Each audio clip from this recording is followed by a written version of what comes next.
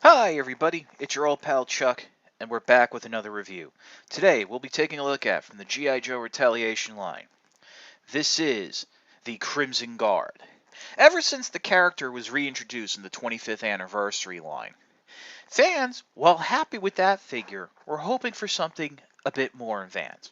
And with the Pursuit of Cobra line, seeing as how Hasbro went above and beyond in updating and improving upon the Trooper and the Cobra Viper, they figured it was just a matter of time before the Crimson Guard got its due.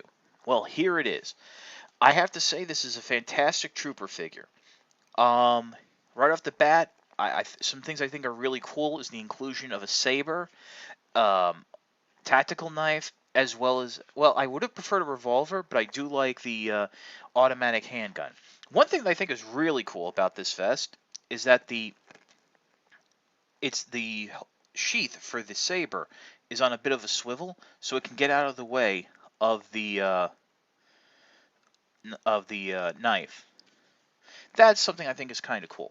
Now, he does come with a plethora of accessories. We'll get to that in a moment. But first, I wanted to pose it with what I think is considered one of the more classic Crimson Guard weapons, and that's his bayoneted assault rifle. Unfortunately, this is a bullpup style rifle, and full disclosure, it did take me quite a bit to get it into the hands like that. And really, that pose was the best one, because, like I said, it's bullpup. Bullpup style rifles are great in real life, but they really don't work for action figures and Nerf. So, unfortunately, we're going to have to put this to a side. Now, I am a bit disappointed, and we'll get into this more. You'll see in the accessories, but on the back of the packaging, it actually shows this figure coming with not one, but two Scar-style rifles. Well, it only comes with one.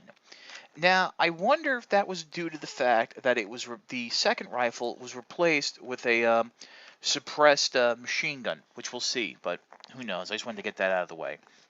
Other than that, for the articulation, head is on a ball joint, full rotation there.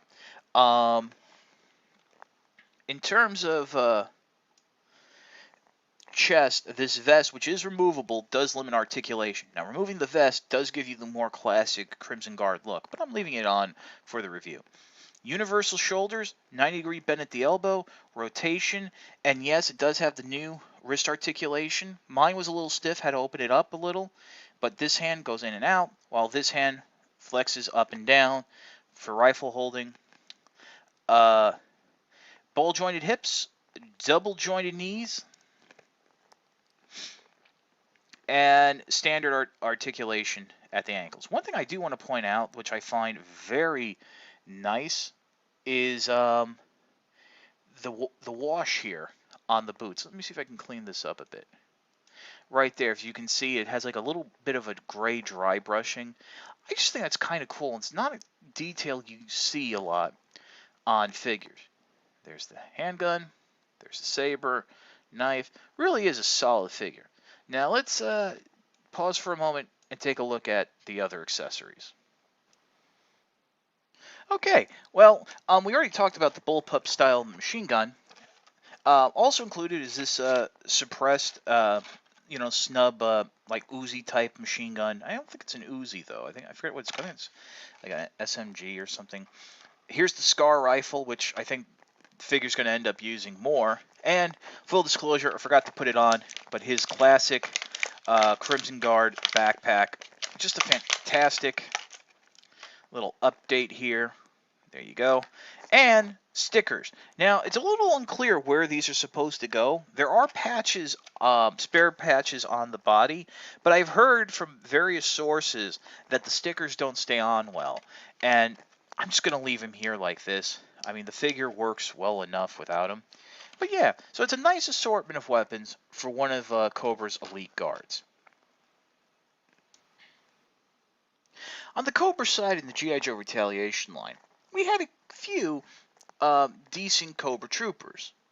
The Cobra Ninja Trooper, which was basically the movie-accurate Cobra Trooper.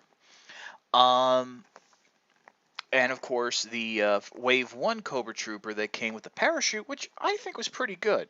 But I think the Crimson Guard takes the cake. We finally have that classic update to a legendary figure. And going forward with the GI Joe 3, maybe we might see the Crimson Guard used more. I can't help but mention this, but in the Marvel Cinematic Universe, basically we had Hydra reintroduced as basically secret operatives working within SHIELD and the US government.